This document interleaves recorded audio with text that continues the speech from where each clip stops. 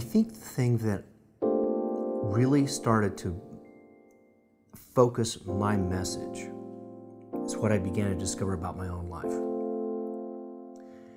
And I see it in a lot of other people's lives. In fact, I'm going to make a very generalized statement. Some people don't like that, but it's just my observation.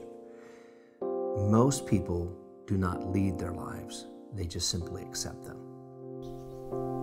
When I came to terms with that for me, that helped me to clarify the message that I want to communicate with others, is that you don't have to just simply accept whatever happens.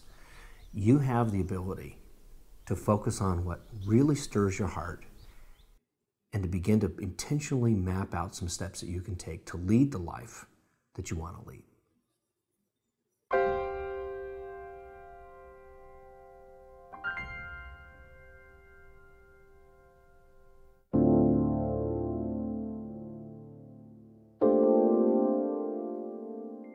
I didn't want to be a speaker. I grew up the son of a preacher, and I loved what my dad did. I was influenced by that. I found it fascinating that a person could get in front of a group of people and communicate in a way that would cause them to think deeply about their lives and change. I appreciated that, but you know, speaking isn't the only thing that goes with being preachers. And there was a lot of other things that I thought, you know, I'm not sure that I want to do that. So I really started my career trying to avoid being a speaker. But giving presentations and speaking came with the territory. And so I did it and discovered the first few times that it was kind of fun.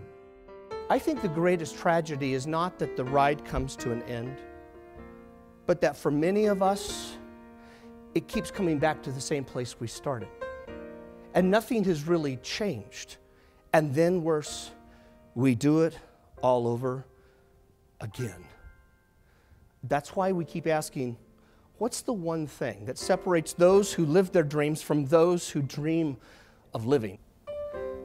I fell in love with the speaking. And it wasn't the speaking, it wasn't the entertaining, it wasn't being the person who was up front.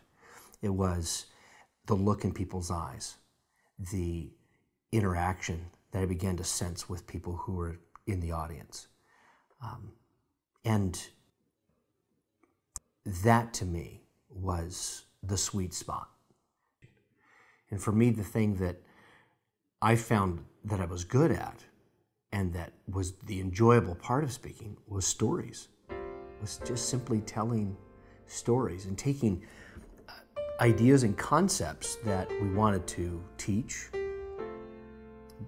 but knowing that just teaching the content alone wasn't really going to be memorable and maybe not very moving.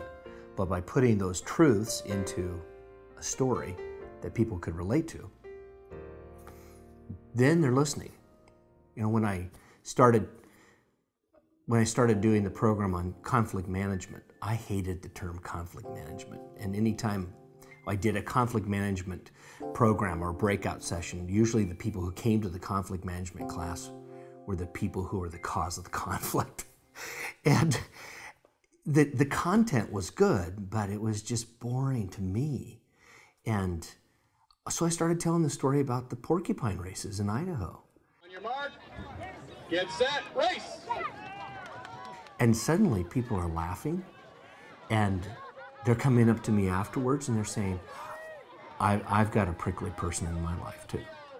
And it's like, I'm telling a story about porcupine races and the strategy of helping, a strategy of achieving a goal when you have somebody on your team that's difficult to work with. That's all it was just a story to teach a concept or ideas. And people related to porcupines. And that's when the idea of the book came to be. It's like, okay, so chasing porcupines, how do we work with prickly people? One of the things I wanted to avoid as I started developing my speaking career was I wanted to avoid being known as the porcupine guy. Because that's what people started, oh, you're the guy that does the porcupines. The message I wanted to convey was much bigger than just porcupines or dealing with difficult situations. It was about leadership and choices and lifestyle and attitude and having some intention and purpose of life.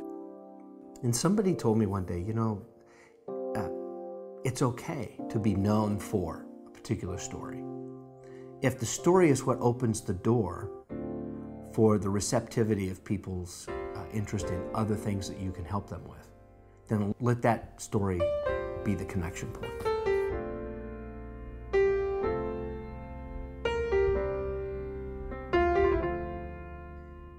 Family and faith are huge for me.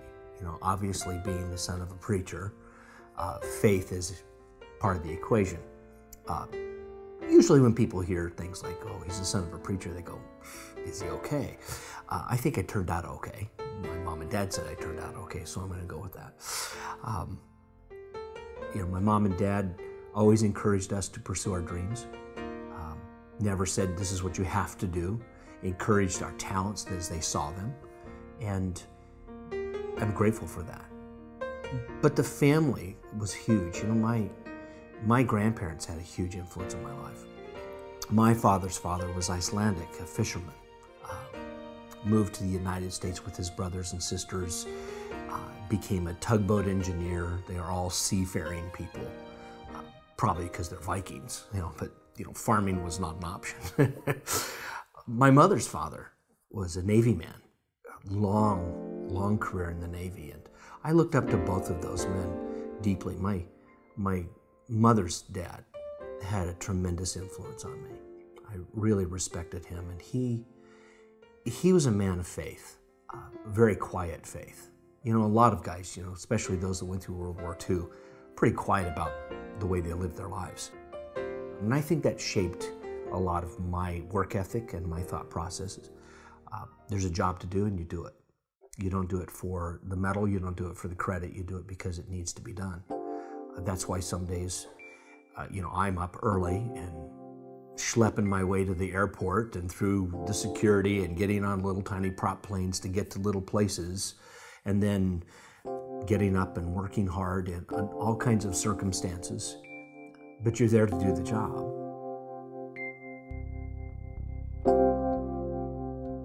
I was on a plane one night flying from Dallas to Memphis, sitting next to a guy who was the CEO of a big accounting firm.